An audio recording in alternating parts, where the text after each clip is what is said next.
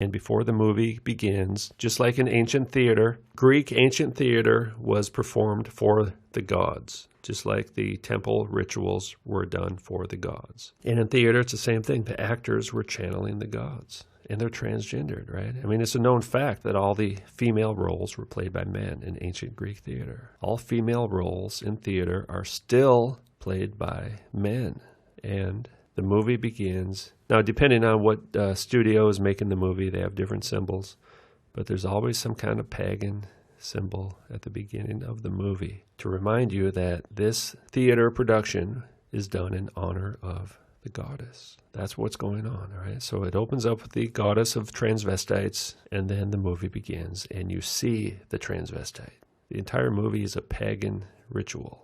Now the Spirit speaketh expressly that in the latter times some shall depart from the faith, giving heed to seducing spirits and doctrines of devils. In the midst of this carnival of commercial confusion, an old religion was reborn. Do what thou wilt. In the last days, evil, lawlessness shall prevail, hostage.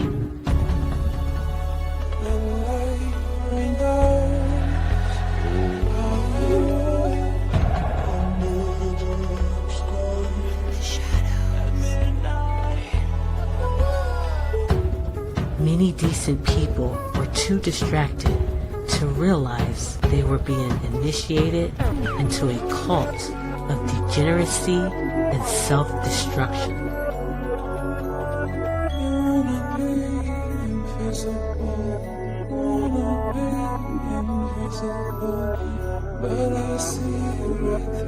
In these the last days,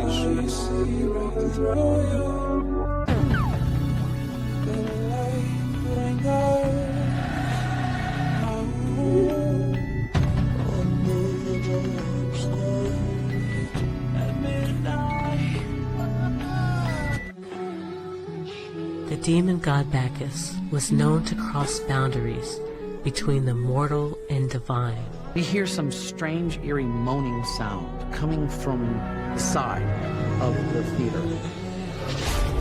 Hollywood has a secret history.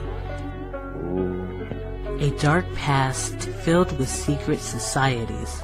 Nobody really knew quite what it was, and we all saw exactly the same thing. Blood-curdling occult rituals and treaties with unseen forces. Dionysus. A figure floating. And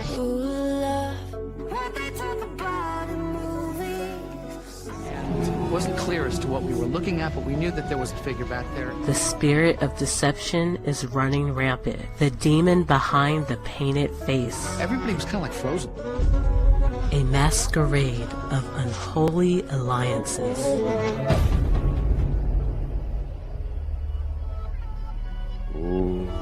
Many of the thoughts going through the minds of your average American are not their own. They were planted there.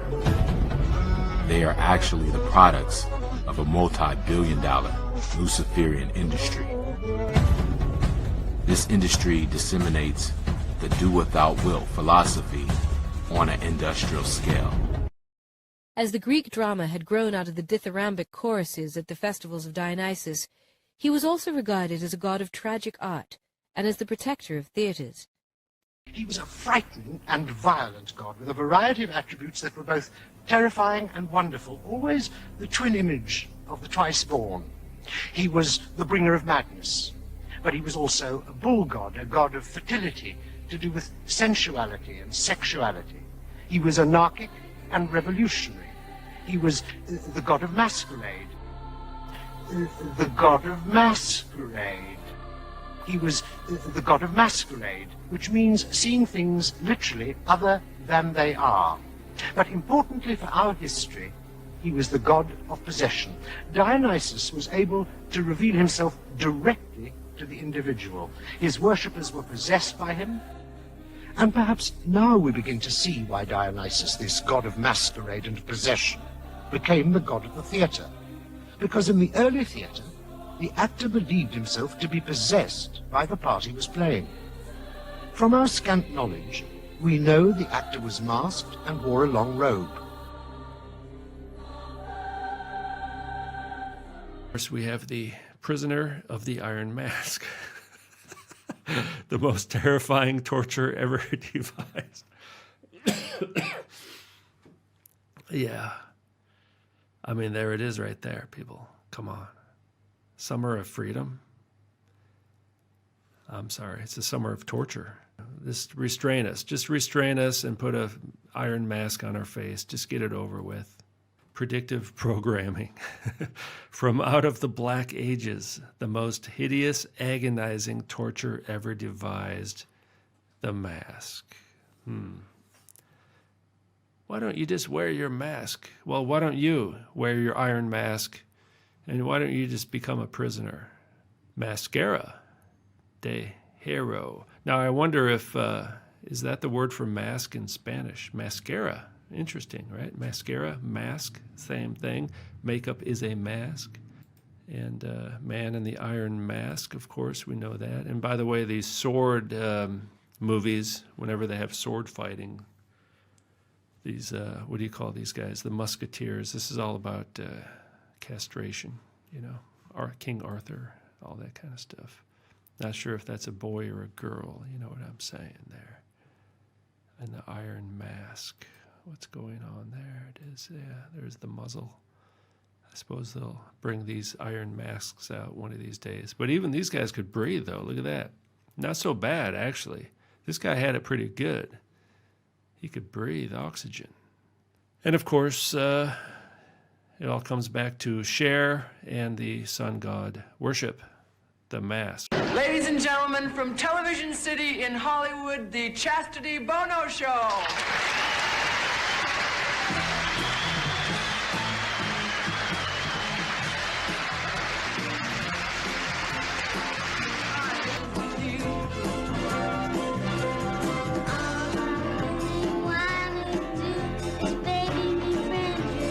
Back from there, I'll introduce you, and you can come out and. Girls are quicker at ABC. Our girls are hipper at 1, 2, 3s. Girls are smarter than your computer, much more accurate, Much more cuter. girl. Times are changing and we're right with them. We're in harmony. We got rhythm. Roles are changing and girls are switching. Leave the diapers. Leave the kitchen. When all's said and when all is done, we're brighter than anyone. You got false eyelashes. False eyelashes. Shall we go on with this? Everything else is real. 'Cause I'm a woman. W-O-M-A-N. These people are tools. They're products of the New World Order and the people who run it. They want to use them to social, engineer the population, to precondition them or condition them to accept what has become the New World Order. So, being that we learn everything from TV as kids, as grown-ups, as kids, we get to know how people talk, people act, food, behave, and social behavior from TV. It's more like we are evangelized through TV, and this is the case with the whole transgender thing. So you have to. It's more like they are products of a system that is used to maybe massage the mental scape or mental scope of each individual to accept what is called the New World Order, which is run by the Vatican. People will say the New World Order is run by Jews, but this is not a fact. Jews are used as smoke screens for the Vatican. So they run everything. They run both the technological aspect of this world, the economical aspect, the religious aspect, but the Vatican doesn't want you to know that. They want you to think of them strictly as a religious organization saving a facade of God, which is not actually the God of the Bible, but it's a different kind of God.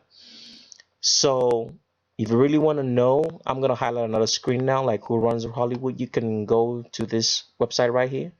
It's highlighted on my screen. You can pause this video at any time, and look up those two links that I sent you, and you would get to understand who really runs Hollywood. So the reason I have mentioned maybe before, part of the reason for the whole transgender thing is it's people, it's products that you can trust, because when kings and queens were ruling way back in the day, when monarchs were ruling, they always had a problem of trusts. You wouldn't know if your brother would try to kill you, or your sister, or somebody. So you needed some sort of trust to make sure that the rulership stays intact. So this gave the idea for you to castrate somebody, because when you castrate somebody, the person doesn't fit into the normal mold of society, because he can't function as a normal human being. So he has to be able to function in an ideal, or let's say simulated reality that you present for them. So that's the number one reason for creating people to be transgendered, because they're going to fit into the mold that you want them to, and not necessarily the real world or real life situation.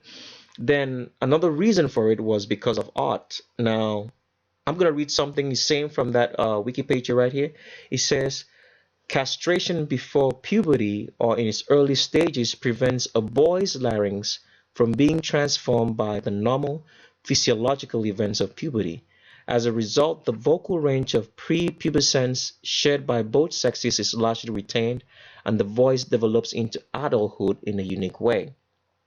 So this is one of the primary reasons for castrating males, is because they have a greater lung capacity to make music. And in most cases, this was always a practice of the Roman Catholic Church, which today still practices that, but it's not so much in the public view. The only way you can come close to it is if you're in Hollywood. The people on TV, like 95% of the people you see on TV are transgendered. And I'll read another point as to how this usually happens. Now I'm going to read this part from the castrator page. It says, so when you castrate a boy, according to the wiki page, it says, as the castrator's body grew, his lack of testosterone meant that his epiphyses, bone joints, did not harden in the normal manner. Thus, the limbs of the castrati often grow unusually long, as did the bones of their ribs. This, combined with intensive training, gave them unrivaled lung power and breath capacity. Operating through small child-sized vocal cords, their voices were also extraordinarily flexible and quite different from the equivalent adult female voice. Their vocal range was higher than that of the uncastrated adult male. Listening to the only surviving recordings of a castrator, well, let me not go any further. I just want to stop right there, where it says that their voices were also extraordinarily flexible and quite different from the equivalent adult female voice. So this was part of the reason, besides the fact that when you castrate somebody, you're taking him out from his ability or her ability to function as a normal person, because he himself, the regular people wouldn't accept him as maybe female, and he can't abide in the sex that he's supposed to be because he's castrated. So you're creating an alternate reality for him to live. And so the ideals of whatever reality you create for him or her becomes his or her life. Then besides that, the entertainment aspect also of music, which was primarily led by the Roman Catholic Church. You can read all that on the website I showed you here on Castrato, on the Wikipedia page. So this was the general idea behind castrating people. They serve as reliable products, as your tools, and they will serve your purpose. So now, another question that now arises is, so why does the people who organized this do so? Now, the reason being, as I've said earlier, they need people they can depend on at any time, because in creating the New World Order, a lot of deals are broken and made, those deals will be broken and some will be kept. So this is part of the reason why. And so you need people you can rely on that will get the job done. And this is part for the new, this is part of the reason for the castration of either male or female, and to put them in whatever sex that you want to define. Now, what a lot of people don't understand is that the people who do this stuff are really, really religious people, because this is their religion. Just like somebody being part of some sort of religion, or like Christianity, a Muslim, or a Jew, this is their own religion. So they don't really bear any allegiance to the way or the normal standards or norms of society. And because part of the reason, as you will read on the castrato page in Wikipedia, it also says that that in the I'll just read it here so you can say. It says in the 1720s and 1730s, at the height of the craze for these voices, it has estimated that upwards of 4,000 boys were castrated annually in the service of art. Now, this is something that was happening in the 1720s to the 1730s. 4,000 boys were castrated annually in the service of art. Now, this is the official number. So let's say, for example, in today's world, this could be a lot more, because you have the ability now to have what they call surrogate moms who can carry children for you pay them and they carry children for whatever purpose you need. And as you can see, the reason why a lot of these people were sucked into the art of castrating the children was because they thought they could be rich. Because as the Wikipedia page says, many came from poor homes and were castrated by their parents in the hope that their child might be successful and lift them from poverty. This was the case with Senesino. So this is part of the reason this is practiced in Hollywood, because a lot of people are seeking fame and fortune, and they believe that if they castrate their children and give them over to these entities, the owners of Hollywood, which is actually the Vatican, that their children will become rich and successful, and they themselves will become successful as well. So this is part of the reason, because and this is and people, somebody may ask the reason, somebody may ask the question, why is this not public knowledge? Why are people not speaking about this? Well, the reason why people aren't speaking about it is because the whole system is built on lies, and there's a lot of money involved in it. And if you have to be successful, you have to work for the lie.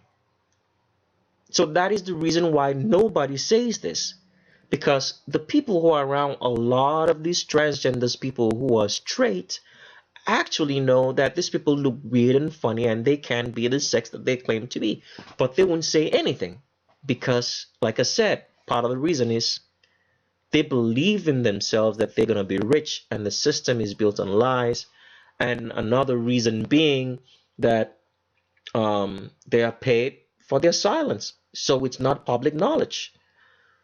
So you could be sitting and watching TV or whatever.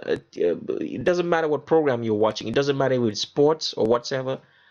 A couple people in there, or the main people who run the show, could be transgendered.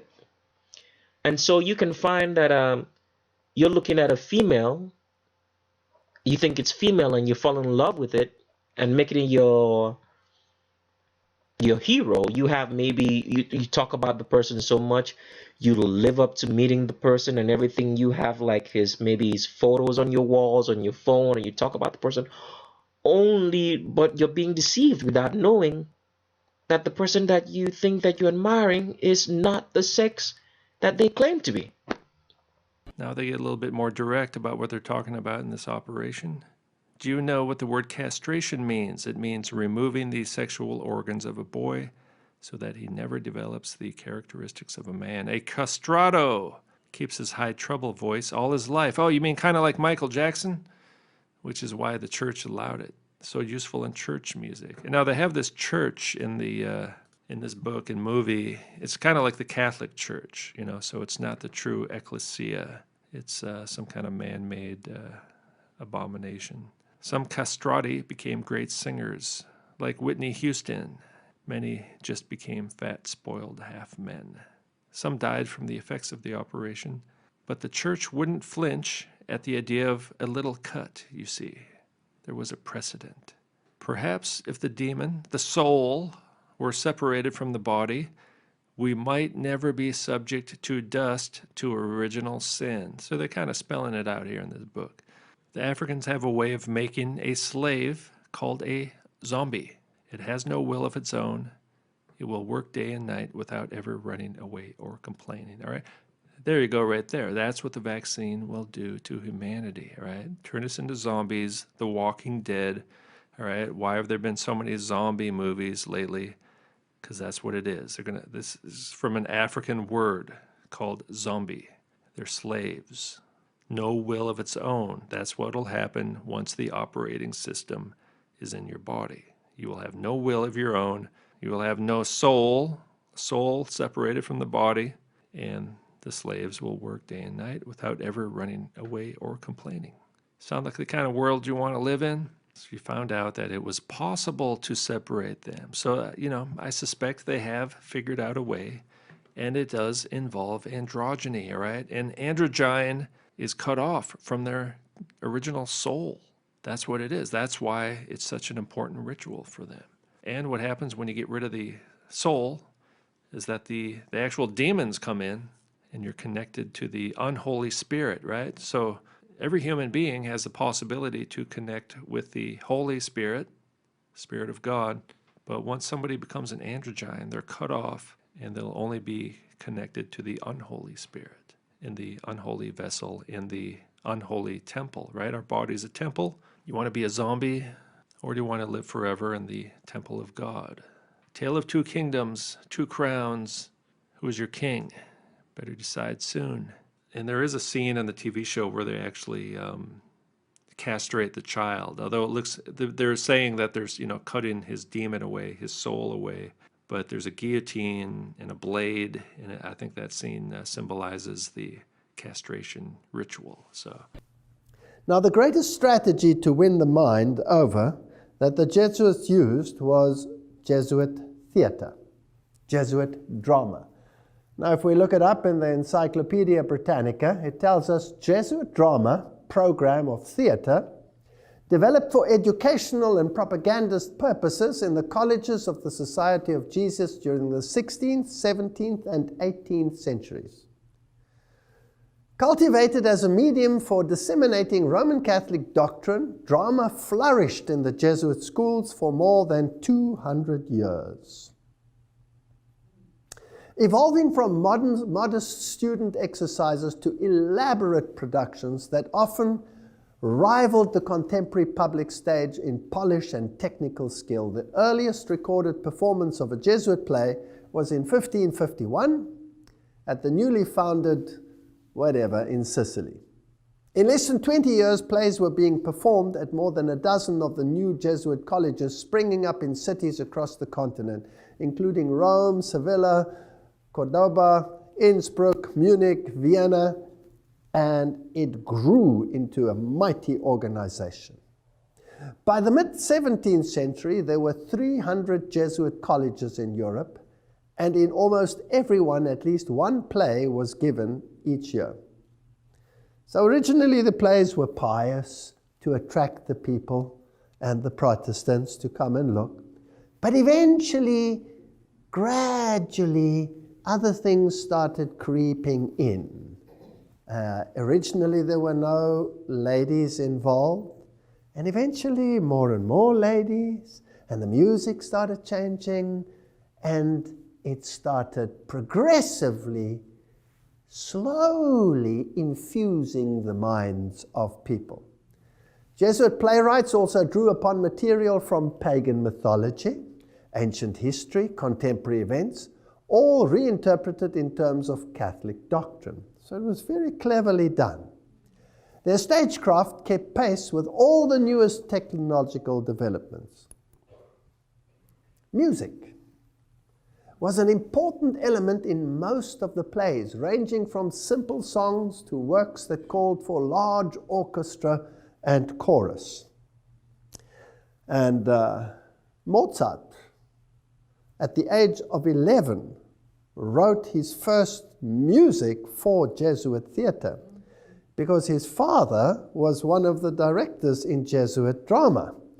And this is where the great music world was introduced into this way of acting and affecting the mind. Eventually included ballet, opera was brought in, and extravagance and luxury of many of the Jesuit productions came under heavy attack. Many of the productions were enormously expensive. So they spared no cost. And yet it cost them nothing. How did they do this? Well, one chariot taken from the enemy, Sun Tzu said, is worth 20 of our own. You never use your own money, you always use the money of others. Dramatic performances were prohibited or limited in many areas, and they ceased altogether in 1773. So this period when the Jesuits were being banned all over Europe, even the Jesuit drama disappeared. It was gone. It appears it ceased altogether in 1773, when the Society of Jesus was temporarily suppressed. So my question is, did it really disappear, or did it just go underground to reappear in another form? So really, did it? Did it disappear?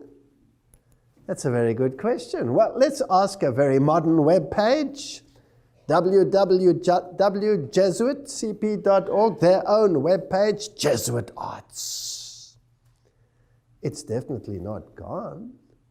Let's go a little back into history. For almost 500 years, they say, theater has played a vital role in the curricula of Jesuit schools. Today, this is them speaking now. In Dallas, Jesuit theater builds on that tradition by offering a broad range of opportunities for students. And they talk about the plays and the absurdist plays and all of these issues. Drama troupes they have. This group of seniors performs in local middle schools on a weekly basis as a part of Jesuit community service program. So they take their Jesuit theater into the schools.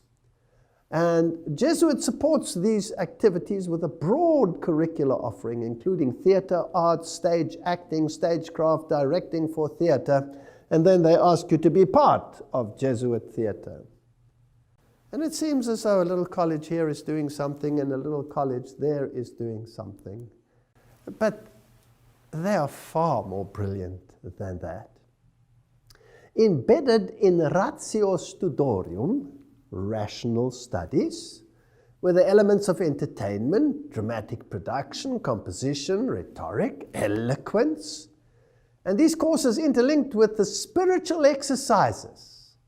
So here was something to control the mind. Ignatian way of thinking, taking you into a supernatural form of religion, experiential religion, where experience becomes the norm. The feelings dictate, but the mind is bypassed. So they introduced spiritual exercises in the most subtle way to intensify the experience of Catholic doctrine over Scripture and Protestantism. They resulted in a genre of spectacular plays that won distinction as Jesuit theater. So writes, it's written in Rulers of Evil. Jesuit priest Athanasius Kircher then added something to this theater. And what he invented was the megaphone, so that he could speak to greater audiences. And then he invented broadcasting. So he is the father of the modern technology that we see right here in our midst today.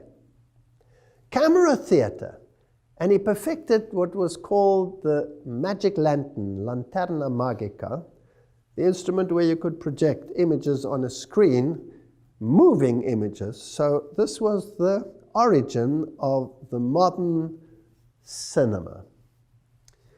Now, another interesting point that they had was the invention of cowboy movies, which were the first movies that were ever made. And by the way, the cowboys themselves and the whole cattle industry in North America was introduced by the Jesuits. They introduced it. And the one who did it was a German, Eusebio Kino, whose statue is one of those two representing Arizona in the US Capitol building. He was a Jesuit professor from Ingolstadt College in Bavaria. This is where the entire Illuminist movement started. Now, the name is fascinating in itself because Kino, to this day, is the name for the theater in German. In German, you don't say, we're going to the theater, we're going to the bioscope, we're going to the Kino. Fascinating. And in these cowboy movies, there was always a morality. And the morality was always good versus evil, but it was not on the basis of scripture that it was determined what was good or what was evil.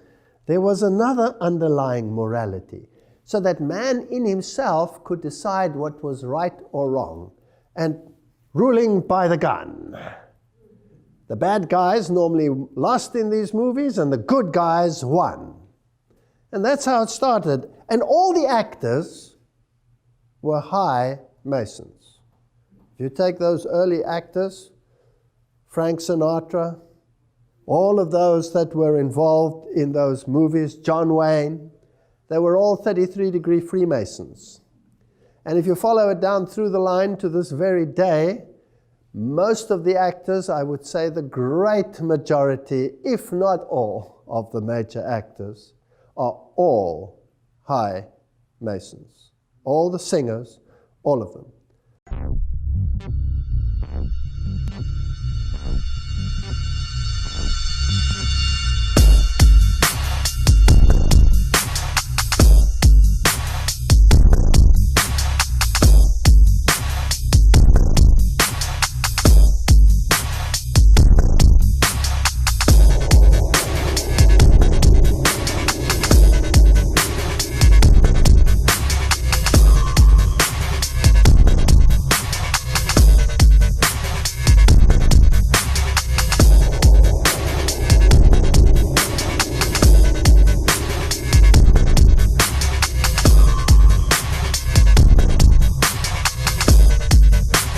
Ever since the first director yelled, "Roll 'em," the heartbeat of Hollywood has come from its movie studios. This is where dreams were made, where actors were immortalized as movie stars, and others waited for a starring role that never came. It is not surprising that one of the oldest studios in Hollywood is also the most haunted. All the studios in Hollywood are haunted, there's no question. Every studio from Warner Brothers to Paramount to MGM Studios, which is now Sony Studios, and many others. And of course that leads me to the stories of many of the ghosts that, of course, still inhabit these studios. Tyler Perry has created his own studio. His own studio. On 330 acres just outside of Atlanta. Absolutely. The grand opening of the Tyler Perry Studios. Spike Lee and a whole bunch of people were there to celebrate. I wanted it to be something iconic. Well, that's basically Beyoncé's middle name. The 38-year-old Formation singer made a surprise appearance at the Tyler Perry Studios grand opening gala on Saturday. Oprah, Beyoncé, Samuel L. Jackson, Spike Lee, all walked the red carpet this weekend attending the star-studded grand opening. Did you also say the Clintons were there? Did you say that? The Clintons were there. Hillary? The future is female. It was a big weekend for Tyler Perry. I admire Margaret Sanger. Grand opening of his brand new movie studios. Are you saying that a child on its due date, just hours before delivery, still has no constitutional rights? Under our law, that is the case. It's very clear that for women of color, Planned Parenthood is the go-to place. I'm Margaret Sanger. Margaret Sanger is the founder of Planned Parenthood. Hello. In the mid-1920s, Margaret Sanger spoke to a group that came to hear her in full regalia. Eugenics means the release and cultivation of the better racial elements in our society, and the gradual suppression, elimination, and eventual extirpation of defective stocks, those human weeds which threaten the blooming of the finest flowers of American civilization. The most merciful thing that a large family does to one of its infant members is to kill it. Protests around the country today, including right here in San Diego. People are angry about what they say the government is trying to control with what women can do with their own bodies. They gathered outside the federal courthouse, chanting, singing. You've been messing where you shouldn't be messing. United, they say, in their fight to keep their reproductive rights. In Delray Beach, it was moms and kids in the street having their say. The same in Fort Lauderdale. I'm here because my rights matter, my body, it's my choice to choose what I want to do with it. No one else can make that choice for me. By Sanger's time, techniques of racial elimination like lynching had become taboo within the Democratic Party. And so Sanger pioneered a different approach to bring about a similar result. How would you describe Margaret Sanger's so-called Negro Project? The Negro Project was to bring these birth control and other eugenic measures into the black community. Former president of Planned Parenthood. Now, I made videos before on these people here, so I think we know what's going on there. Oh, look at this. Bill Gates' father was head of Planned Parenthood. Ah, what a coincidence. These people want to inject an operating system into you. Come on, look at that. What is that? We're sick of wearing these masks, all these rules, right? So that's the stick, and then the carrot will be, hey, just take the vaccine. Get your life back, the way it used to be. Freedom, happiness, joy. Just take the little vaccine. Just a little cut. For the Greeks, the city Dionysia was much more than just an extended drinking binge. Festival goers cross-dressed and danced and sang in ritual processions until the celebrations climaxed in a grand, dramatic competition here at the Theatre of Dionysus.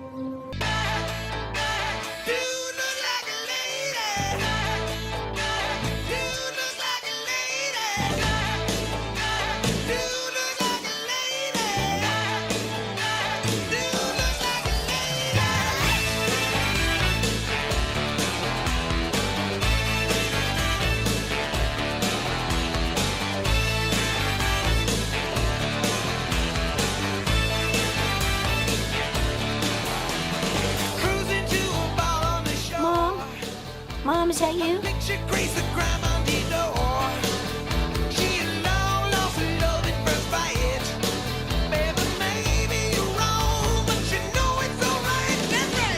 the chance of a bit tonight? Why, yes, of course, boys. I'll leave the front door open and you can all troop in and give me a job. Not up to it then, you innocent, shovel-wielding, horny-handed sons of the native salt.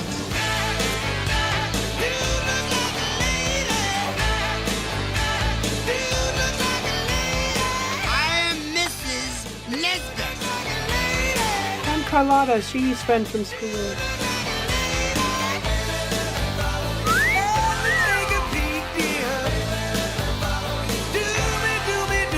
You look like a bleeding Picasso.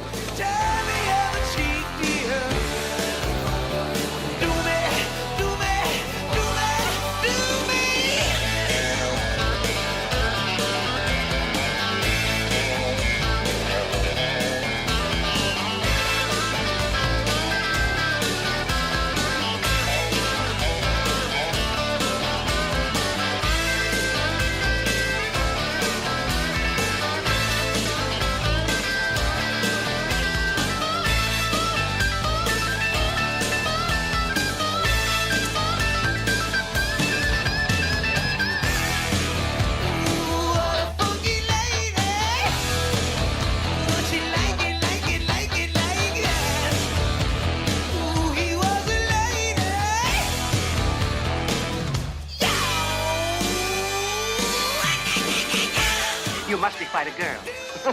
Want to bet? We're not women. We're none. Taxi! Back off, asshole! Beat it!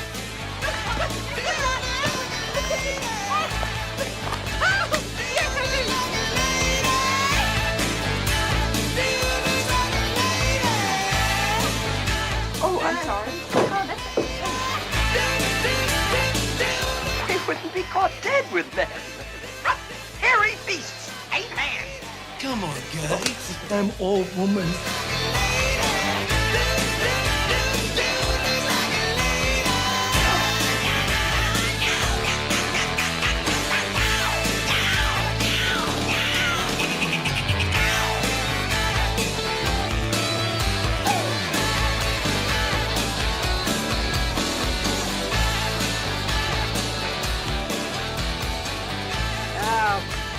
I'm a man. Well, nobody's perfect.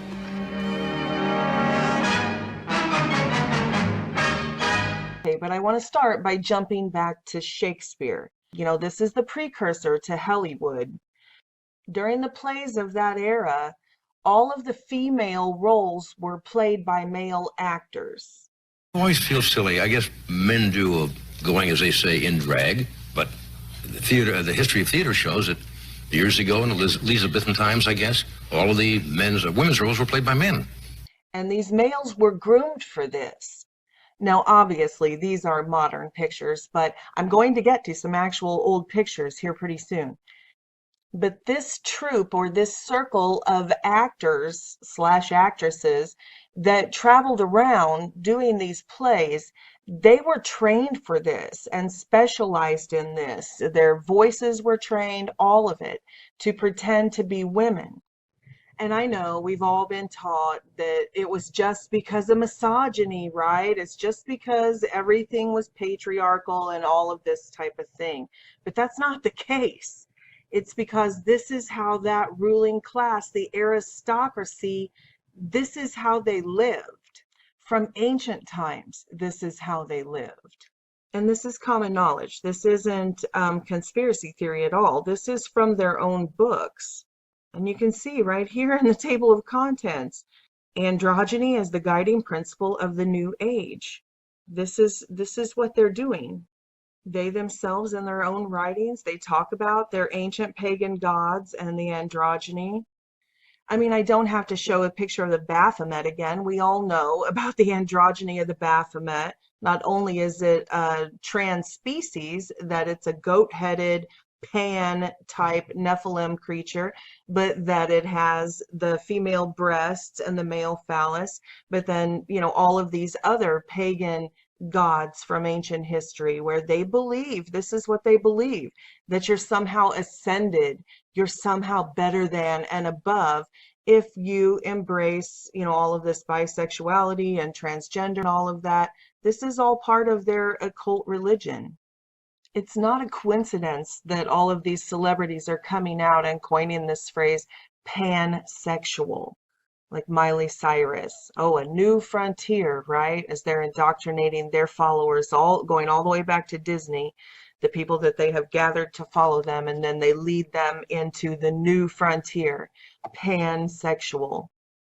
Because Pan is just another name for the Baphomet.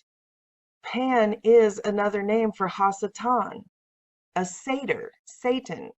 So they're open about it. They're open about training humans to be pansexuals, like Pan. And they're not just using celebrities that we've all known and trusted since childhood to push pansexuality. They've raised up an entire crop of models now for fashion and the new trendy thing. They create the trends. We're the followers. They're the puppeteers. They create the trends, and the trend they are pushing now, which unfortunately has caught up a lot of our naive young people, is the androgyny from their cult practices. So you see, there's tons of new models like this. It's endless. And here's Ruby Rose. You know, they make no secret of it. For ultimate in androgynous inspiration. Inspiration means to be indwelled with a spirit. Inspiration, inspired to do something, means you're anointed to do something. And you can see the Ouroboros around his neck. I know, again, they say she was born a female, but, you know, I think that's up for debate. But the fact remains that they are raising these people up by the multitudes in every profession, and they're placing them in key roles in the most popular TV series, like they just placed her in Orange to Black to get more exposure. You know, then all of the fashion trends in the music industry, they're placing them everywhere. This is sex cult propaganda, open sex cult propaganda. I mean, they say it openly. She schools us on gender fluidity. She's the teacher. This is a figurehead for the cult. She is sent to teach us. He is sent to teach us pansexuality. And who is the god Pan? The goat-headed god Pan? It's the Baphomet. Pansexuality. And break free, that's one of the propaganda pieces to teach people to transition. And if you think it doesn't work, let's look at some of the comments on this video. Ruby helped me come out as pansexual and gender fluid. Her positivity is such an amazing vibe that I cherish. And they're all like, same, same, bisexual, same, samey. So here's the evidence that propaganda works. They know how to indoctrinate people into a cult. They know how to use MK Ultra on the masses. Pansexual, right there. Pansexual. And they've been leading humans down this path since ancient times. That's where we get the term hermaphrodite. It comes from Hermes. These are ancient fallen angels, pagan gods. Hermes and Aphrodite together created an offspring called Hermaphroditus, from where we get the term hermaphrodite. According to the ancient records, they began genetically engineering this thousands and thousands of years ago. And again, another evidence that these records are not mythology, because we still see that trait in a small remnant percentage of humans. It's in the human gene pool. It's very rare, but there are still occasionally hermaphrodites born, which is what I've shown zillions of examples of in my videos, that although it's hard for us to believe because we've been brainwashed into this false paradigm, this mainstream narrative in quote unquote public education, but these entities are real. And when it says that they contaminated the human gene pool, we see that medically. It's provable. Like in my 5 shocking things you didn't know were in the Bible video, I point out, like, here's the records that giants existed back then. And then we still see a remnant of that showing up in the human gene pool today. We call it acromegaly now, giantism. Then we see records in the Bible where it talks about this race of Gittites from Gath who had 24 fingers and toes, 6 on each hand and 6 on each foot.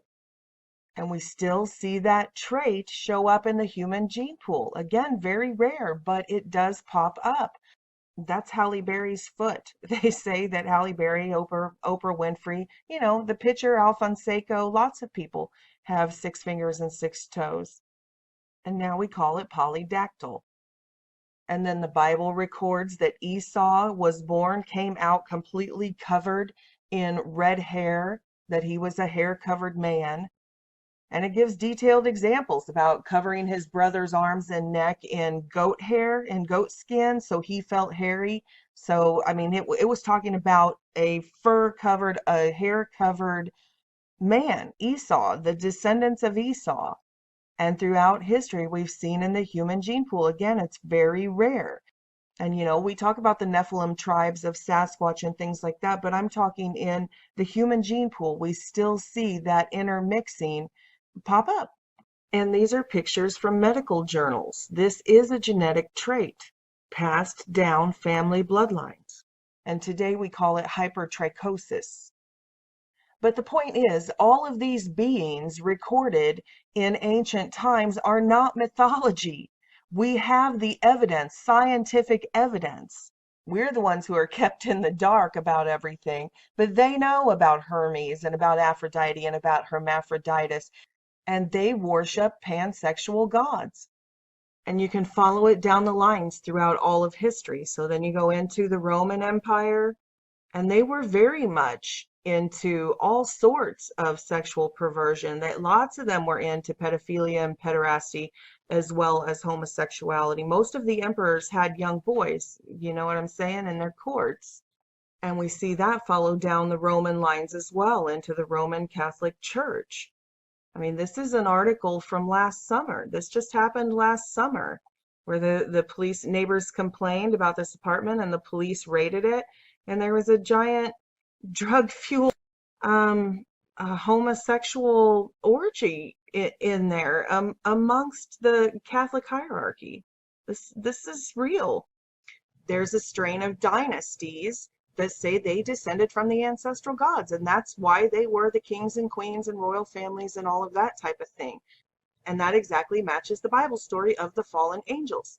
Whether it's Aleister Crowley saying that he is channeling these demons, openly saying it and writing about it, or whether it's these new books they're putting out that they're saying, oh, we have formed our new world religion on these ancestral pagan gods from ancient times, with the androgyny and all of that. But it's all the same thing. The Illuminati families are under the control of these demons. And I know I continue to reiterate that in all of the videos, but that's because I see this problem in a lot of the truther community. They're down here, Rothschilds, you know, talking about these people when the real controllers are up here. This is a spiritual battle. It's hidden right in plain sight. They're open about it. So I know this is difficult, but please just take a look at some of these queens. I mean, there's a reason why that phrase was coined. They're laughing at us, drag queens. So anyway, just take a look at some of the aristocracy throughout world history with new eyes. Here's Queen Maud of Norway. I'll just show them to you. A picture is worth 1,000 words, if you have eyes to see.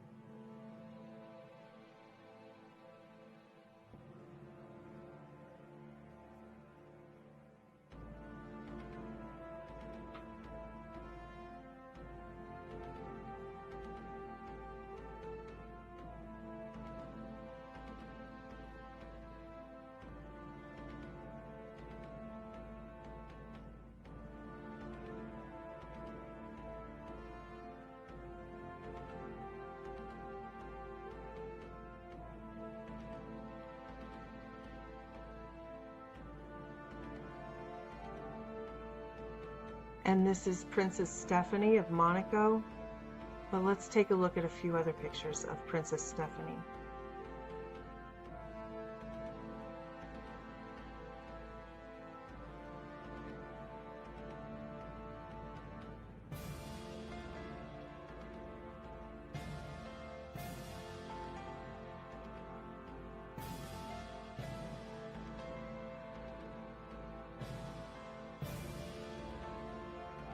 Again, like they taunt us, they mock us, and it's been right in front of our eyes the whole time, hidden in plain sight, like everything else I've discussed on my website, hidden in plain sight.